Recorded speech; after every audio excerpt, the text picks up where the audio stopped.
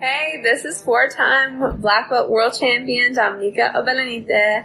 If you guys are looking to level up your jiu-jitsu game with awesome jiu-jitsu courses on mindset, strategy, and beyond, make sure that you guys check out BJJ Mental Models Premium. I myself have a course up there, so make sure you guys check it out. Let's get you guys on that next step in your jiu-jitsu journey.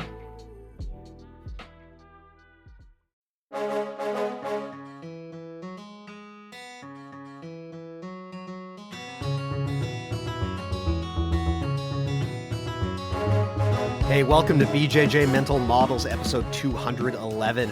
I'm Steve Kwan. BJJ Mental Models is your guide to a conceptual and intelligent jiu-jitsu approach. Today, pleased to be joined by Adam Haidary. Adam, how are you doing? I'm doing well, sir. How are you? I am also doing well. I'm looking forward to this one. We've had this one on the books for a while. So maybe what we can do, let's tell the people why we're excited about this one. Maybe give yourself a quick introduction just so everyone knows who you are. Sure. My name is Adam Haidary. I am not really known. Again, I don't really put myself out there, but I run a page on Instagram called Police Post. And I also am the owner and founder of Effective Fitness Training and Effective Fitness Combatives. I have about 7 years in law enforcement experience. I've been training jiu-jitsu for about 6 years. I'm currently a purple belt. And I predominantly, again, my goal is to help train police officers to provide them a resource and solution that they can do their job effectively and correctly. Fantastic. And that's something that as I think our listeners know, I like exploring this area. We've had in the past a mutual friend of ours, I believe someone who's been on your podcast, Seb Lavoie. He's a jiu-jitsu black belt, the former RCMP Sergeant Major here in British Columbia before he retired and opened up his own consulting company, Raven Strategic. So he's been on the show many, many times before. He's actually my coach. I train at his gym, so I see him quite a bit. And I know he's been on your show and he speaks very highly of you as well. So I'm also familiar with your Instagram with Police Post. And so I'm looking forward to having this conversation because I think, as everyone knows, there's a big potential overlap between jiu-jitsu and law enforcement, or even if we put that beyond law enforcement, just people who work in dangerous and stressful jobs.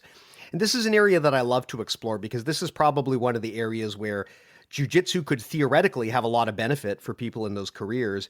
But also, I think for people in jiu-jitsu, they can learn a lot from people who actually go out there into these high-pressure, high-danger situations and have to ultimately come up with an effective formula that works for them on the job. So that's kind of what I'm looking forward to exploring here with you, man. Absolutely, yeah. And again, it's Zeb's also, he's so soft-spoken, very articulate in how he speaks. I had a really good conversation with him as well. Yeah, he's a great guy. Longtime friend of the show. Awesome. And okay, so one thing I'd love to dig into here, maybe before we do, just give yourself a quick primer. Tell me about your work, what you're doing, and your law enforcement background, and kind of how you got into jiu-jitsu, and just kind of the high level 30,000 foot view here. So the last 2 years of my law enforcement career, I was, I guess you could say, promoted to a full-time training sergeant. So my job was to implement new training, to keep up with old training, do things like in-service training, so everybody's, up to date on their training records and things like that. So I was tasked with developing a health and wellness program for my agency at the time. So I dove into the data, dove into the research. I don't necessarily have a fitness background per se, like certification wise, but I was always, I played soccer and all that stuff. So I was always around fitness. Again, I developed a proposal. I presented it. The proposal was received well, but there was no action taken. So I basically had written a business plan. So I took this business plan to one of my partners. He's a physical therapist and he's also a co-owner of Effective Fitness. And what we were able to do was develop a program that was specifically for law enforcement. Now, fast forward, 3 years from now, we've had over 17,000 athletes on the program. We donated $1 million in training last year to law enforcement agencies. So we've done a lot. We have a huge team. So it's not just me and Eve, it's me and Kelly and Dan. And we have about 7 active guys on the team as well. So from there, fast forward again, about 3 years, 3.5 years till now, we developed Effective Fitness Training. And then by then I was out of law enforcement. I left in 2020 to pursue this full time. With Effective Fitness Combatives, that was kind of our branch off into the grappling world and law enforcement hands-on control, right? And with that, I brought on my friend, and I'm actually under him in jiu-jitsu, but Jay Wadsworth, he's a second degree black belt, trains out of Kinetic Academy in New York. He's currently an active police officer. And under him, we have a team of obviously instructors who are the majority are black belts in jiu-jitsu or have D1, D2 wrestling experience and some MMA experience as well. But all of them are either active or former law enforcement. So then from there, we developed a curriculum to now help really provide a service and solution that isn't really currently available right now for law enforcement. So we're trying to push the standard of what law enforcement training is currently right now. Sounds good. So this is something that I've heard a lot of jiu-jitsu instructors talk about, which is that intuitively it feels like jiu-jitsu should be a great solution for police officers, but of course it is hard to sell entire police departments on this service simply because look, with jiu-jitsu being such a new sport, and of course with, being a police officer being such a sensitive job, you got to be careful about the tools that you throw in there, right? So as much as it can be sad to hear when you're a jiu-jitsu guy, I do understand why police departments are often hesitant to integrate these practices. But I'd love to get your feedback on this as someone who does this for a living.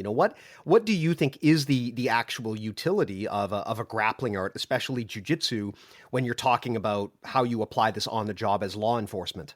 Right. So the biggest issue is when I came through the police academy, we learned something called PPCT, which stands for Pressure Point Control Tactics, which is basically it doesn't work. The concepts and principles behind it make sense. There's a lot of quote unquote scientific backing behind it, but it's not necessarily optimal for the profession.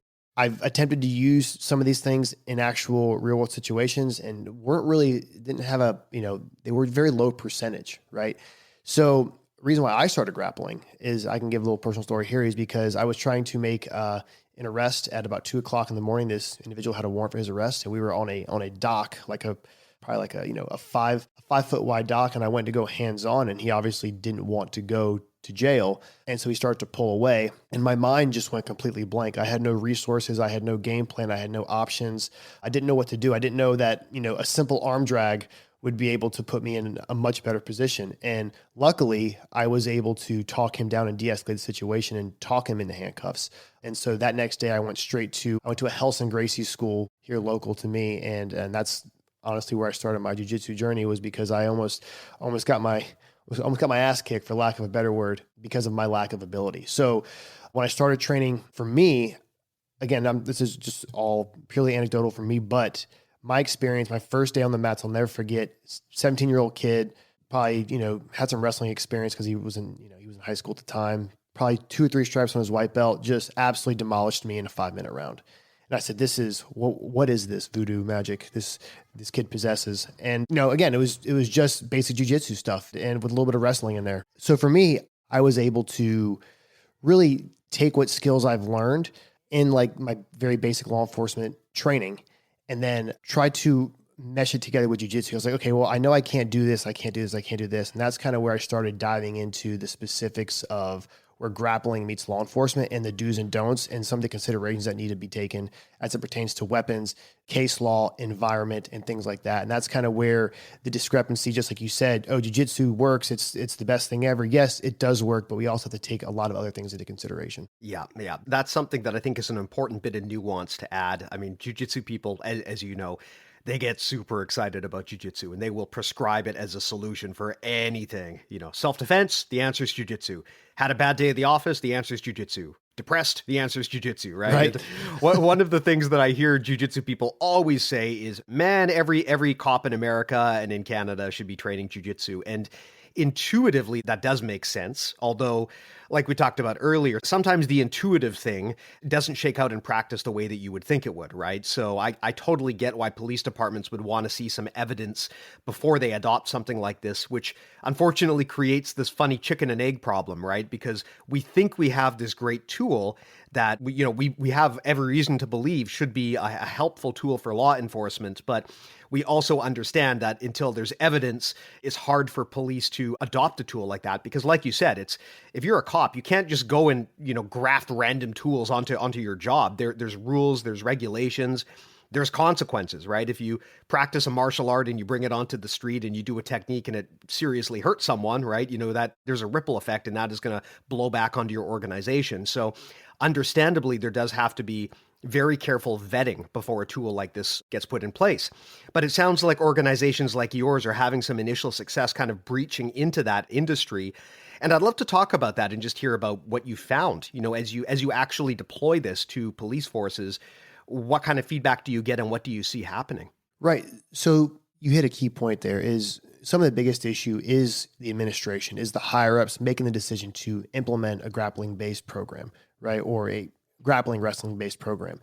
Because back in the day, there really wasn't much jujitsu, stateside, right? So some of these guys who have, 30 years in law enforcement and they're the head of an organization, they may not know anything about jujitsu. They may know boxing and they may know some of the other things, but sometimes they're not open to new things, right? New technology, new concepts, new principles. So it's starting to change also with the age gap there. We're, having some younger guys get into positions of authority to where they can then implement change and then start to implement a grappling based curriculum. But the biggest thing that we see is, proof, right? If we can influence one person that has the ability to change something within an agency, we try to get our hands on that person. We try to get them into a class and show them, right? You can show them videos and you can show them body cam footage and all that stuff. And that's great. But it's really, you have to show them how simple, a knee on top position and near side arm control can actually, really move an entire, like a grown man who's actively resisting, right? And it's a pretty simple technique that, yes, it takes time to train. Yes, it takes, the proper instruction, but the proof's in the pudding. If we can take, the basic concepts, principles, and certain techniques within jiu-jitsu and wrestling and implement that to, like a law enforcement capacity, you see that kind of like, it just kind of clicks with them. They're like, wow, this is a super controlling position. And then when you start to add in things like weapons, that's when it kind of starts to change. And that's why I feel like the culture's starting to change now with people like myself. And there's, a bunch of other great companies out there that are doing some really good things as well for law enforcement. So again, it's just that process of finding the right person, getting them in there, and then opening their eyes to this is the future and this is what's going to save lives on both, physically and civilly. Yeah. Yeah. So when we talk about deploying this to police forces, like what's the feedback been? What do these law enforcement agencies see once they start adopting this? Or is it too early to say at this point? I would just be curious to know if there's results that you can show. Yeah, so there's a few agencies out there that actually have been collecting data on the point of when they started implementing a grappling based jiu-jitsu program to now, and they can document, obviously use of force, worker comps injuries, taser deployments, even all the way up to deadly physical force, right? So there is a few agencies that have seen dramatic decrease in injury, dramatic decrease in suspect injury, dramatic decrease in less lethal optimization. And that's super important because that's always the goal, right? Is the minimal effective to what is the least amount of work we can do to have, to achieve the best outcome, right? And that's the approach that your program, should take is how can I keep my people safe, keep the suspects safe, keep them physically safe, but also keep them civilly safe as well. Yeah, I love that little bit of wisdom there because for me, this realization was one of the reasons why I really fell in love with jiu-jitsu. I remember many, many years ago hearing Henner Gracie talk about the philosophy of jiu-jitsu. And one of the things he said is jiu-jitsu is the only true self-defense martial art. Every other martial art that you look at is technically self-offense, right? I mean, if you're boxing or kickboxing, your goal is to protect yourself by inflicting so much concussive damage on the other person that they can't fight back, right? That's not really self-defense. You're trying to hurt the person, whereas jiu-jitsu is truly about de-escalation, right? If you do it properly, then the idea is you don't have to hurt the person. And that makes it, in theory, such a great tool for someone in law enforcement where, their concerns are beyond just subduing the bad guy. Their concerns are also on caring for and protecting the safety of even the bad guy, right? You can't Correct. just go and hurt someone. So equipping police with effective and nonviolent tools on its face seems to be such a no-brainer solution. And so but the question always is, okay, well, sometimes things sound great, but when you roll them out, sometimes it has the opposite effect that you expected.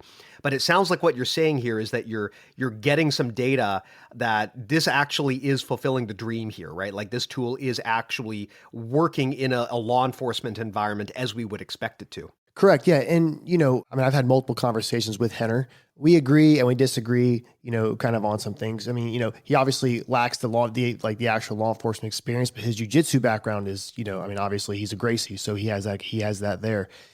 One big takeaway there is this is kind of where de-escalation is always the goal, right? But it's not always the answer. Right, for whatever situation that may be, right? Because there may become a point where de-escalation is physical deadly force, right? If someone is going for your gun, you have the option of, obviously weapon retention, but sometimes if they get that weapon out or they start to present a weapon, sometimes de-escalation is having to engage. And that's kind of where I feel like jiu-jitsu makes the biggest impact, is it helps with that decision-making process. As opposed to just jumping straight to something, you have possibly a plan, because again, jiu-jitsu is a great answer, but it may not be the answer, because sometimes creating space and engaging may be the answer for that situation. Sometimes closing space, may be the answer for that situation. And that's why it takes a well-rounded curriculum to integrate both weapons, environment, case law, use of force documentation, and all these things that play a major role into developing a core curriculum. Because that's where a lot of people who don't have law enforcement experience will say, oh, jiu-jitsu is the answer. Yes, it is, but there's just a big but there. And I think that's what kind of separates, certain curriculums from other curriculums. Because like when I learned in the academy, we never learned anything about like closing distance or creating distance. It was always just, these are the moves. And then once you know the moves, then you graduate. And that was it. That was only, and it was absolutely terrible. Like they set you up for failure. At least, when I left back in, or when I went through the academy in 2013. But again, people are now starting to integrate, jiu-jitsu style curriculums, which obviously they're having a lot more success, which is really, really awesome to hear that they're actually integrating those with weapons and law enforcement. So you bring up an amazing point there about, look, the realities of a police environment. A lot of jiu-jitsu is definitely going to need to be tailored right up to the strategy and the goals, as you mentioned, if you're going in there and you're trying to use this to subdue a potential criminal. Because first of all, like you said, hey, look, in the ideal world, you grapple the person to the ground and you hold them there and no one gets hurt. But look, that assumes that you're dealing with a one-on-one environment against an unarmed person where you know that they're an unarmed person and you know it's a one-on-one environment and you believe as the police officer that you're not in danger and you can do this safely. That's a lot of big ifs, right? In the real world, there could be multiple people that you've got to subdue. There could be weapons involved. There could be other considerations that I can't even think of. So I would love to know, look, when you deploy jiu-jitsu to a realistic police environment, how does grappling change? I mean, I'm presuming you guys are not like pulling into spider guard and stuff, right? I'm presuming that is a heavily modified version of jiu-jitsu that you're teaching. Correct. So it's not the core principles, concepts, and, certain techniques could definitely be applied, like angle, structure, base, posture, like those things, it's the human body, right? So you're going to attack it the same way. You want to start to attack those things. You always want to try to get an angle, right? Obviously being on top, we're not out here pulling guard in the streets, right? That's not an optimal way to look at things. Because one, we're not on mats. We're usually, you could be on concrete. You could, possibly be on some type of non-beneficial surface to your joints and to your skin, right? So obviously, having a good variety of takedowns, is always, that's kind of where the wrestling comes in, where, the Russian ties, the 2-on-1s, the wrist weaves, guys that maybe train some judo are really good at foot sweeps. Like I'm a big fan of foot sweeps, again, body lock takedowns. These kind of things are core, but also you have to look at who we're teaching, right? A lot of these guys that come to these courses have zero jiu-jitsu experience. So we're teaching people who are day one, right? They may have some type of defensive tactics training from, their law enforcement training, but it's not this, okay? Usually it's very rare you get someone that's like, hey, he's a brown belt and he's coming to this class. Well, he's going to pick it up really quick, as opposed to someone who's, obviously day one. So, so a lot of the things, angle, structure, posture, base, like we talked about, super important. Chokes are obviously only available for, deadly physical force. Okay. We even have to modify some of what people wouldn't consider like bad positions. Like, so we don't call it knee on belly. We call it knee on top position.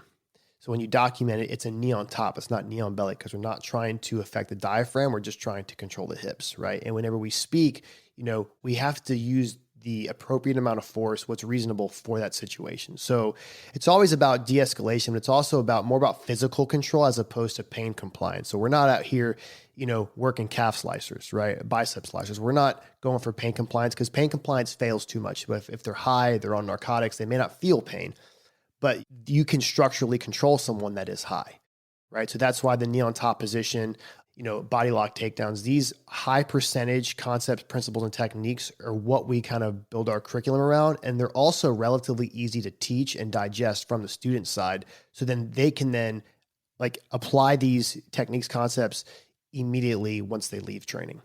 Yeah. So I would love to get your thoughts on this, specifically around the bit about carotid restraints and chokes. You talked about this, and of course, there's been in the public, there's been a lot of negative press about chokes going wrong when used by law enforcement. And there's been a lot of pushback then from the jiu-jitsu community saying, hey, these techniques are actually quite safe. But I suspect the realistic answer is probably somewhere in the middle, right? Because when jiu-jitsu people say, oh, chokes are completely safe, well, it's like you're training a choke against a willing partner who has, is maybe 20 years old and is in good shape, and they don't fear for their lives, right? It's different if the suspect is on drugs and you don't know what health conditions they have and maybe they're 50 years old, right? So there's a lot more variables that police have to deal with that grapplers don't. I'd love to get your perspective on that. I mean, I know it's a loaded topic, but what are your thoughts on the use of neck restraints, chokes, that kind of thing for law enforcement? Right. So we usually reserve those things for deadly physical force, right? Because I know there was a study done by University of Calgary back in, I believe, 2012 that they actually studied the effectiveness or, are there any bad things that can come out of, doing something like a rear naked choke or like some type of blood choke. And there really wasn't, right? So the science proves that they're relatively safe if released at a, appropriate time. And that's, I think, where people don't understand the release part.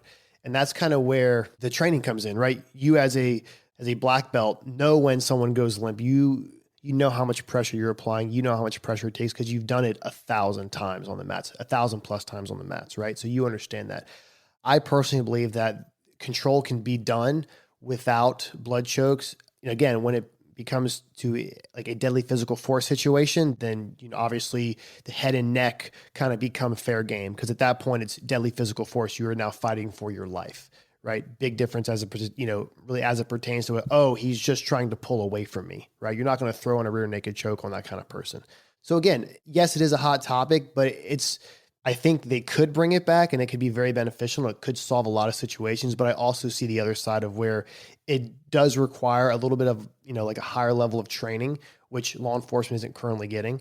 But maybe when they get there, then maybe they can start to apply more of those, blood chokes type deal. Because there have been situations where they have been used extremely effectively.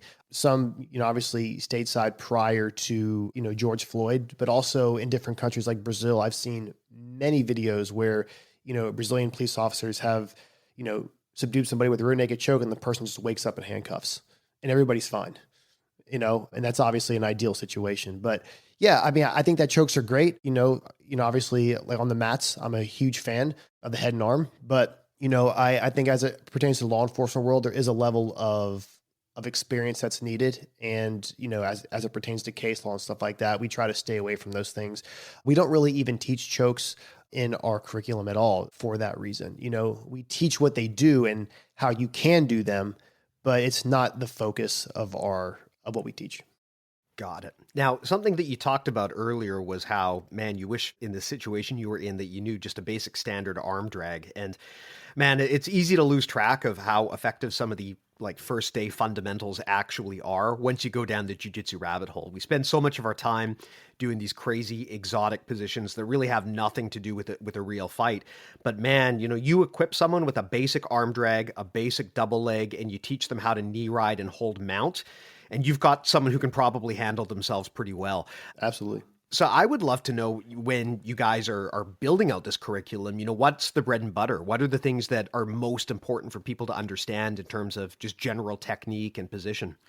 Right. So usually we started off with just skill development, how to break grips, stance, angles. We even work simple pummeling, right? Because usually when you get into an entanglement, it's not going to be from 10 feet away, right? There's no way for someone to, flying triangle you from 10 feet away. They have to be up close, right? So we usually try to integrate some type of pummeling, wrestling, positioning, just your basic day one stuff. Okay. And then we start to integrate things like bottom position, right? So we go straight from skill building to how to kind of maintain control, like to get to like a knee on top position. And the reason why we do that, and we kind of train it in that order. So whenever we teach takedowns, they know how to take down to that position. So we're not teaching the take. Most people will teach the takedown first, but you're taking them down to what, right? So that's kind of why we teach that position first. When they do takedowns, they can do takedowns and they're getting more reps in, the very short amount of time we have them. And then from there, it's just basic concepts of, trying to get near side arm control, head pressure, hip pressure, if they start to posture up, if they start to build base, they start to build a house, they start to do a push-up, how do we negate a lot of these common responses, right? And that's kind of where the jiu-jitsu comes in, where it's simply like you're breaking the structure of the arm if the guy starts to do a push-up, right?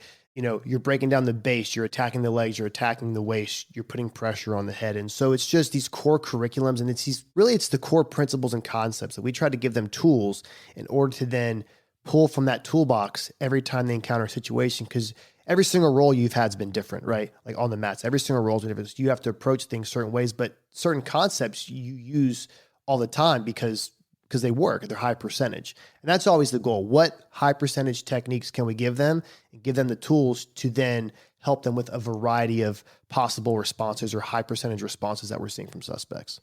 Nice. Now, you talked about takedowns, and I would love to explore this because, like you said, your goal is to get people to the floor safely. In the jiu-jitsu landscape, most people just try to avoid takedowns and they just pull guard. Definitely not an option in self-defense if you can avoid it.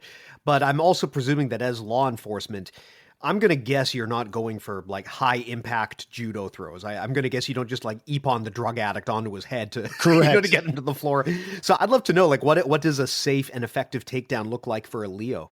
Yeah. So, we have to look at, obviously the environment is kind of extremely important. Then we have to take the environment into consideration, and then we have to take about what kind of resistance are we receiving, right? Like your level of force, your takedown is still a level of force. It has to match the type of resistance you're receiving or what kind of threat you're perceiving, right? So I'm personally a huge fan of the 2-on-1, like the Russian tie, and then attacking base, driving them down to the ground. Because obviously the goal is to get them on their belly, right? Because that's obviously the most optimal position to handcuff. And it's very hard to handcuff somebody behind their back when they're on their back, right? So the 2-on-1 is great. The wrist weave, which is kind of like a modified reverse Kimura in a way, I guess is probably another way to describe it. And then of course the body lock takedown, right? And you can get the body lock from multiple positions, whether it's front, side, back, whatever the case may be. I'm a huge fan of the body lock, kind of establishing underhooks there. So those are really the top three that I would say are probably the best. And they're very easily taught. They're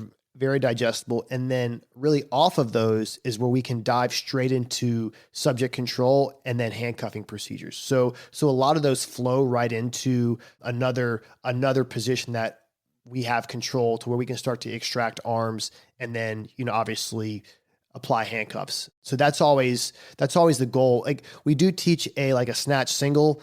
We try not to go for blast doubles or anything where our knees are hitting the ground, just because again, we're not on mats and we don't want to, take a heavy knee on, like on a broken beer bottle or glass or whatever like that. And then we have a fractured patella, right? That's not the goal there. The goal is to obviously effectively take somebody down. And again, I'm a huge fan of foot sweeps. I don't always use those, but I personally train those. So again, different skill levels are going to have different tools. And that's why we always teach guys, hey, you can still go to a jiu-jitsu school and learn things, but when you are putting on a uniform, just like you said, like you're not going to hit an M&R roll on somebody on the streets to put them in handcuffs. It's just not an optimal technique. It may look cool, but it's not optimal. You would definitely get on YouTube if you did that. Yeah, I would buy that person a steak as well. So I had this ongoing joke where I said, hey, if somebody hits a leg lock on a suspect, I will, buy you a steak. Obviously, pending everybody's safe. Don't go out there and do it. I'm just saying that's always my goal. If you can document a heel hook, that'd be awesome. I would definitely appreciate that. Well, I presume that's an example of a whole game plan that probably is a bit risky as a Leo, simply because general population probably doesn't even understand they're in danger if they get stuck in some leg entanglement or heel hook, right? I mean, Right. I think everyone who has been there, when you get put into that position for the first time, your response was probably not smart. You probably spun the wrong way to the point where you risked injuring yourself. So I can imagine that, trying to like pull 411 into a heel hook is just not a good idea if you're a law enforcement officer. Yeah, it's again, so all of our instructors are high level black belts. Like the majority are, we have Robert Hughes, who's a 5th degree black belt. Again, Jay's a 2nd degree. We have Dylan, who's he's like a highly competitive black belt. We have some really legitimate guys on our team that are just Matt Secor, who's an absolute savage on the mats. These guys are legitimate jiu-jitsu practitioners as well. So it's always good to see them, train, but also say, hey guys, yes, I'm a huge leg locker, but this is not optimal. I'm not over here, sliding into Ashigarami, when I'm trying to put handcuffs on a person. Now, obviously, some of those key concepts of like gaining inside position might be good if you're on bottom and the suspect's on top and you can start to sweep from there. Obviously, those are going to be very important, right? Like just your basic escapes from mount, half guard, closed guard to open guard, and all these things, obviously are very jiu-jitsu oriented. But that's kind of how we try to integrate the grappling to where it's not super, super duper jiu-jitsu and it's very easily digestible. And I think that's the biggest thing, because when you attend a seminar, right? Like you attend a jiu-jitsu seminar, let's see, like I guess the last biggest one I went to was Andre Galvao. Okay. And he taught a pass from De La Riva, and then he taught some other thing. I don't even remember. And that's why I don't remember. Right. I remember the pass very vaguely, but all the details I kind of forgot. So that's why we try to teach the concepts and principles to where if they kind of stick to those, or they have, 4 out of the 5 principles, the outcome is probably going to be more than likely in their favor. And that's kind of our approach to it as well. Interesting. So where do you pull those principles from? I mean, I heard you talk about like posture, structure, base. Do you guys have any preferred frameworks or like mentors or ideas that you derive this from? Yeah. So, obviously Jay is kind of the main driver there, really, as it pertains to the curriculum. I mean, he actually is the director. So he wrote the curriculum. He comes up with the foundation there. And so it's really based off of, obviously wrestling, jiu-jitsu, Greco-Roman wrestling, catch wrestling. These type of concepts and principles are even seen in the sport world as highly effective. Right. So we're just modifying what's already out there to fit the law enforcement world. Now, where you integrate weapons, that's obviously where things change. And you have to start to look for certain things. Like when somebody reaches, I'll give you an example. When somebody starts to reach for something in their waistband, they're naturally going to present a 45-degree flare of the elbow. Okay. When we see this, we know we have to address it. It may not be a gun. It could be a cell phone. It could be drugs. It could be, a lighter. We don't know what it is, but we know we have to address it. Right. So if we're in a body lock takedown and we see that 45-degree flare, we have to we have to address that arm. We have to pin that arm. A lot of people call it, the Dakistani handcuff. Obviously there's different terms for it, but we go into a technique like that, which is a widely used, sambo or jiu-jitsu technique or wrestling technique there. So it's the integration of certain concepts to weapons in the environment of policing. And that's where the difference is the environment of policing difference. And that's why we always talk about vetting your instructors. Just because someone has a black belt in jiu-jitsu doesn't mean you can't learn from them, but it doesn't mean that it's, they don't take into consideration a lot of other things that they don't have that law enforcement experience. Yeah, that's actually a really interesting example about looking for the arm flare there. It's funny because from a law enforcement perspective, what you're saying makes complete sense, right? As soon as someone goes for a weapon, everything changes. I remember hearing someone speak about this a long time ago and hearing them talk about how, look, if you're a law enforcement officer, you've got to be careful going for moves like guillotines because, and this is before, all of the attention on chokes. But I remember people saying even before that, the challenge with things like that is your hands are both occupied and your sidearm is right within range so the other person can grab it. So there's a lot of techniques that might make sense in a bubble when you're a jiu-jitsu grappler who does this for fun. But when you start involving weapons, both yours or the other person's, the whole game just goes completely out the window and you need to adapt. And what's interesting is that bit about looking for the arm flare. I mean, in jiu-jitsu, we also look for that. Not so much because we think our partner's going to pull out a gun or something on us, but because when people flare their elbows like that, it creates a structural weakness that now you can exploit. But in this case, you're kind of, like you said, you're bridging the worlds there. You're being aware of the possible presence of a weapon, but you're using the fact that going for that weapon exposes the elbow, which then opens up all sorts of things that you can do to get to a better position and to close the space or do what you need to do. So that's a really interesting example. I'd love to know if you've got any other cool examples of kind of where that bridge intersects, where you start to see law enforcement meet up with jiu-jitsu. Sure. Weapon retention is always a big thing. And it's always if someone starts to go for something on your belt, right? So if I'm on a knee on top position, right? And let's say subject is stomach up and they're on their back, they can still grab things off of my belt. Okay.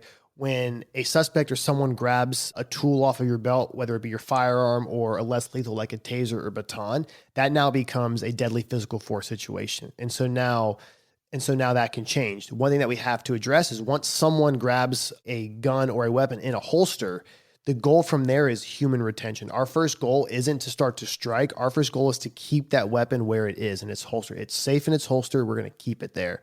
So if I'm in a knee on top position and you go for my gun, I'm going to retain my gun. I'm going to put my hand on top of your hand to keep my gun in the holster. And then from there, I may start to switch my knee on top to where I reverse it to where maybe my knee starts to go towards the head and the neck, because now we're in deadly physical force. And then from there, most of the time, most people will disengage, or if there's also some type of, arm lock from that situation too, where you can either go back to knee on top or you can disengage and then decide to, whether deploy less lethal or go to lethal coverage, not necessarily engaging, but go to lethal coverage. So weapon retentions from whether the suspect's on the ground or standing also involves a lot of stuff, whether they reach across your body or they reach same side. A lot of people like the Kimura from a standing position for weapon retention. They like to pin the arm, reach around their arm and grab, and then go for a Kimura standing. We necessarily don't teach that due to the fact there's a lot of back exposure. And the Kimura, I would consider the Kimura a higher level skilled for law enforcement. If you've been training for a year or 2 years, then okay, you know how to hit a basic Kimura. Okay.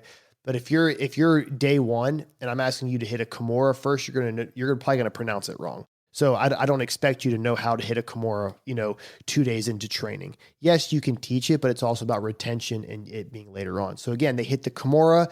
You're also giving up back exposure. Now, if you're on the ground and your back's on the ground and they go for your gun, okay, then a Kimura is good there because one, there's no back exposure and you can start to break their posture with your legs, right? And then you can obviously go into different, scenarios where you can either escalate or de-escalate force, right? So people love the Kimura in law enforcement. It's obviously a very powerful technique or lock in jiu-jitsu, but for law enforcement, I don't want to have a 2-on-1 on one limb if there are other hands available to grab weapons out of their waistband or weapons out of my waistband.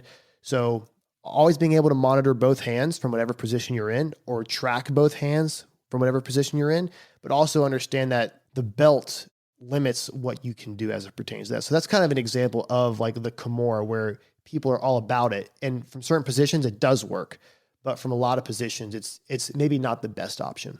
Understood. Now, you talked about the length of training and how, look, some techniques might be better for people who have put more time into training this program.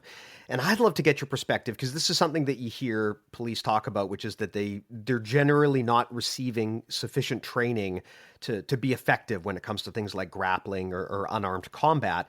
Now, of course, to get a jiu-jitsu black belt, you're probably looking at like a decade plus, and surely there's no way that we expect our cops to put in a decade before they can be effective with this stuff. I'd love to know kind of how long you think you need with these people to get them to the point where they've got the base knowledge that they can start using it on the job. Yeah, so that's actually a really good question. That is a loaded question. Obviously, everybody's different. Everybody's level of retention is different. Everybody's level of athleticism is different.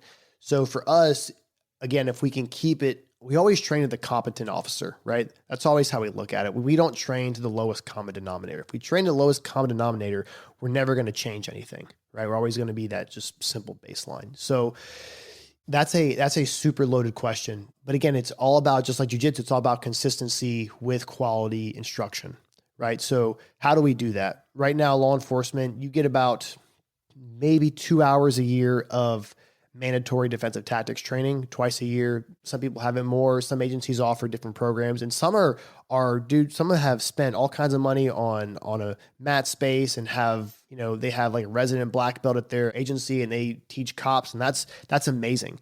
But a lot of agencies don't have that. So, we've kind of adopted the way of having an instructor course, but then also having the online resource available. And I think that's where, obviously I've spent too much money on John Danaher instructionals.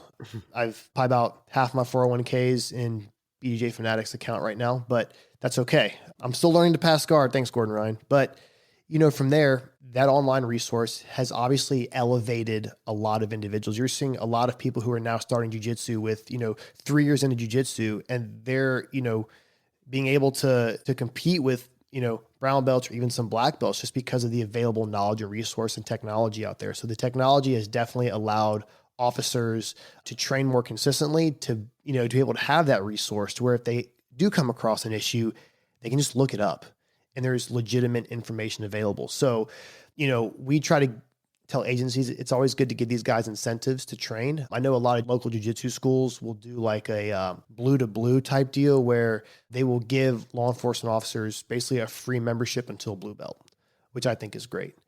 Some obviously there's like, there's the Adopt a Cop program and stuff like that, but you're still getting, sometimes just regular instructors teaching cops, where I feel like cops that have jiu-jitsu experience should be teaching cops. I think that's going to be the best outcome. So it's the consistency of training, and it's just the changing of the culture. But I think the technology has definitely allowed for people to progress faster and really to have that resource readily available at their fingertips. Now, you touched on something important there, which is, okay, if you're a law enforcement officer and you want to learn grappling, should you go to just the jiu-jitsu club down the street and train there? And the immediate thing that comes to mind for me is, well, like you said, you're probably better seeking someone who understands grappling in the context of law enforcement. I mean, there's so many things that happen in the gym that are just not realistic in a realistic environment, right? One of them, of course, being, look, you're on a padded floor, right? If nothing else, that makes a huge difference. There's a lot of moves that in class we feel are totally fine that you would definitely think twice about doing on the street. Another one being, for reasons I don't quite understand, we always grapple like we're in a void with no walls. And as soon as someone goes out of bounds, we reset. Look, that's not how the real world works. Right. I mean, if you ever had to grapple in close quarters, as soon as you bump up to a wall or a table or a chair, everything changes. So, I mean, I would want to know your perspective on, hey, if you're a law enforcement officer and you need to evaluate your options, like what would a good training environment look like as opposed to just going to a regular casual jiu-jitsu gym? Right. So again, I just walked into a jiu-jitsu school, and I, at that point, was the only cop that was trained there.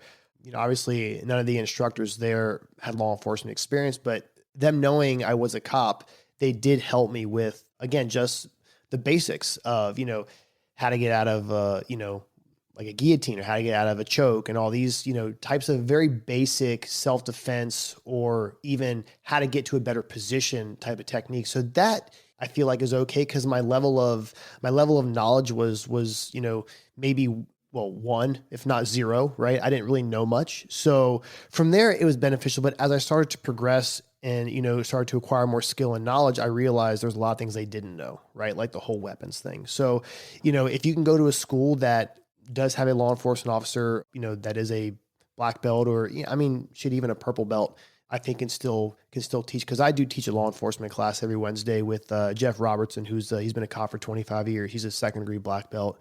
And him and I teach a joint class together every Wednesday, free for cops, which is super great to have those guys come out and actually learn. It's very eye-opening.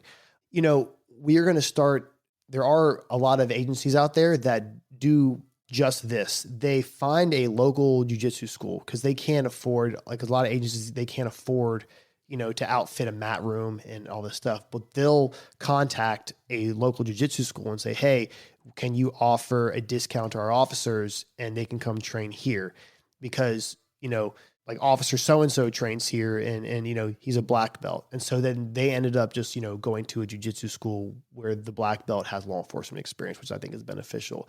But also, again, not to self-promote, but we're about to launch like an affiliate program where jiu-jitsu schools, we actually train an instructor there in our curriculum to now he can say, hey, if you have a cop come in, they can specifically say, hey, I have an issue extracting arms when the guy's belly down.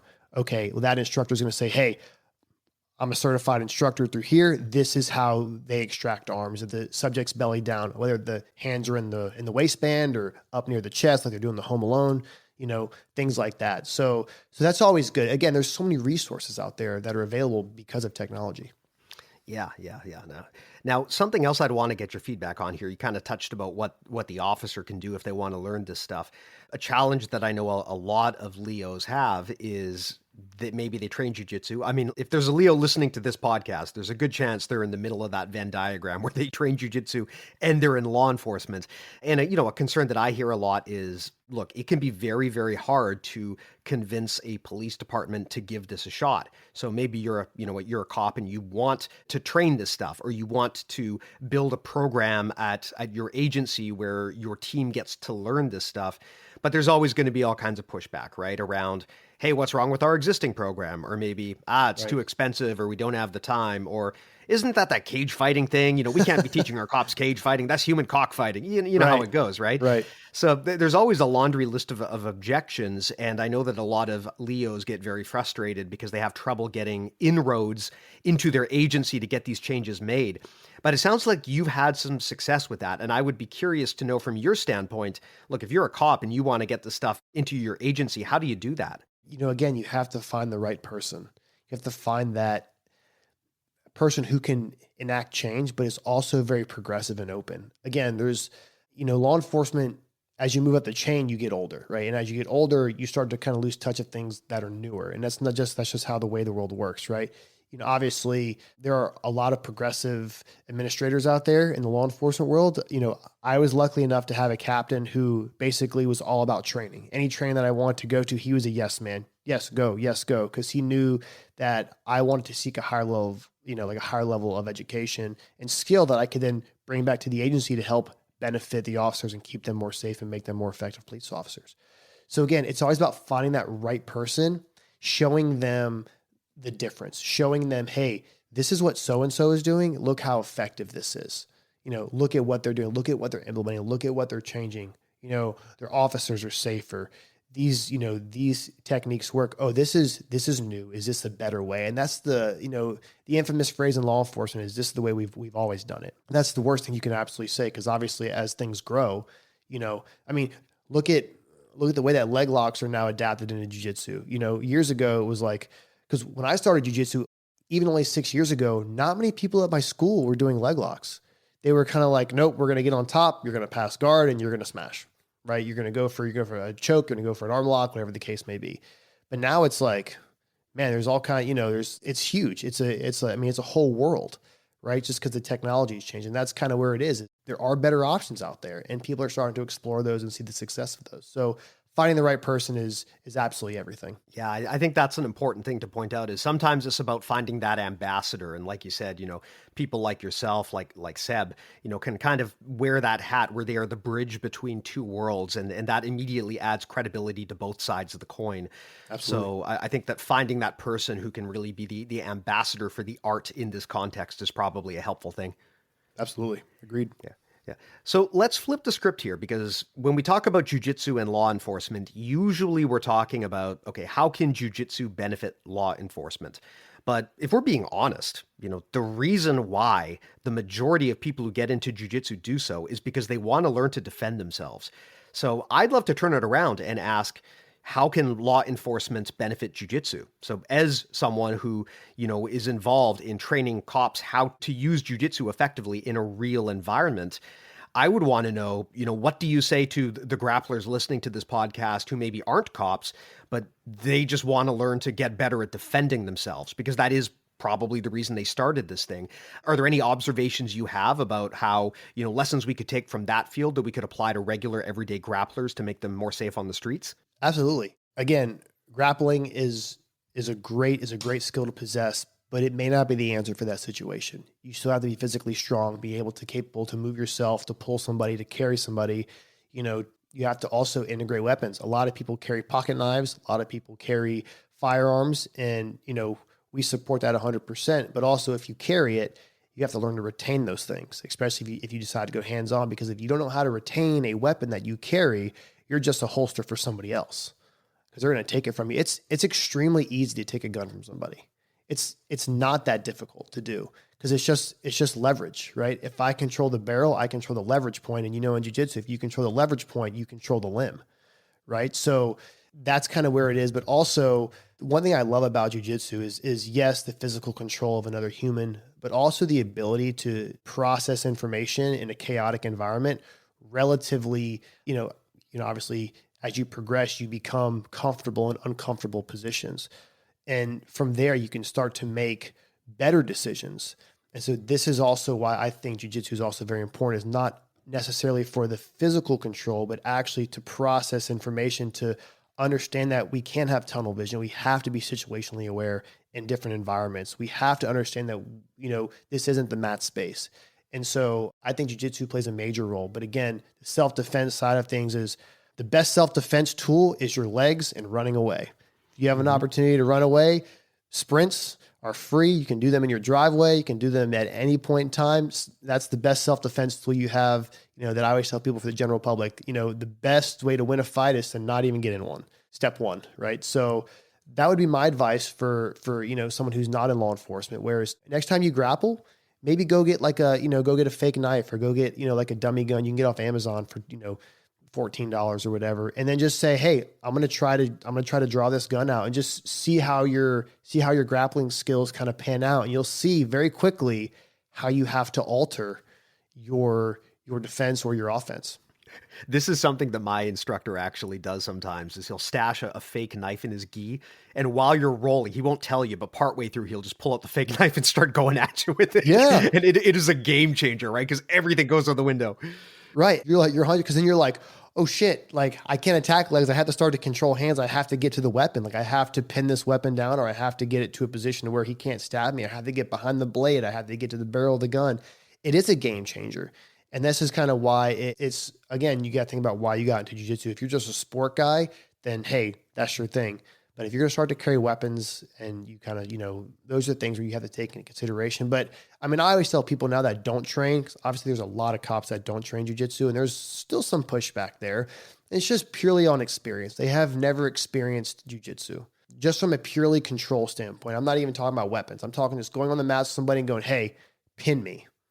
If you're a day one jiu-jitsu guy and you're going against a 2-year, let's say like a brand new blue belt, okay, that brand new jiu-jitsu guy is going to have a very, very difficult time controlling someone with only 2 years of experience. So that's kind of where I feel as if just a little bit of training can go a very long way. Nice. Well, man, I can't tell you how much I appreciate you coming by and explaining all of this, but I'm guessing there's going to be a lot of people listening who are probably wondering, okay, what is this framework? How do I get in touch? How do I learn this stuff? So why don't you go ahead and tell me a little bit about your work here? Like, what is it that you're offering, and how can people get in touch with you? Sure. So Effective Fitness Combatives, we have a website, efcombatives.com. We have an Instagram as well, which is efcombatives. We post a lot of great information on there as well. Like we post a lot of weapon retention stuff. We also do post some jiu-jitsu stuff as well. We teach courses in person all over the country. We actually have some interest in Canada as well, so we may be heading up there. We are in the process of launching an app called Effective Fitness Combatives. You can look it up on the App Store, that we will then launch probably mid-January next year. And from there, you'll be able to access our user courses, our weapons retention courses, many other different types of courses. And we're going to keep building that library in there for you guys to access. And it's going to be, very, very well done, all professionally done. And then from there, you can keep up with your certifications. If you're a police officer, most of our curriculums are post-certified in most states. Again, we have no issues working with your agency to make that happen. So again, we try to make it very easy to access. Feel free, if you have any questions, do not hesitate to reach out to us on the website or on Instagram. We check every DM. And we make sure to get you an answer. If you don't have to take a class with us, if you just have an answer about what kind of gear we wear, or, what do you think about this technique, we'd be more than happy to help you guys out. That's always our goal, is to provide a resource and a solution, not necessarily to sell you anything. So we're here to help. And if you guys have anything to offer, and Steve, I really appreciate this time. This is great, man. Thank you so much. No worries, Adam. Thanks so much for coming by. And as always, I'll put those links in the show notes. So if anyone wants to get in touch with Adam or check out Effective Fitness, I'll just put the links there. Easy one-click option to just pop through and find his stuff. So, in addition to that, of course, that's also where I'll put the link to our stuff. If you don't know, you can go to bjjmentalmodels.com. That's where we keep everything we do. There's over 200 episodes now at this point of evergreen jiu-jitsu concept content. Definitely recommend checking that out. Beyond that, of course, we also offer our awesome premium service. You can get it at the same site. The idea there is you get over 50 hours of jiu-jitsu audio lectures and courses from people, including myself, but also, frankly, other people who are far smarter than myself. So we're actually doing a new one right now with Rafael Lovato Jr., which I'm very excited for. So there's a whole bunch of stuff on there. If you're a member, then we also give you the ability to send us your rolling footage, and our team of black belts will break it down. Definitely suggest you check it out if you haven't already. The first week is free, so there's no risk. Really does help support the show. I'll put the link in the show notes, but again, that's bjjmentalmodels.com if you want to check all of that out. So thanks again to everyone listening. And Adam, thanks to you so much for dropping by and sharing this information with us. I truly appreciate it. Thank you, sir. Awesome. And again, like I said to the listeners, thanks so much. We'll talk to you next time. Take care.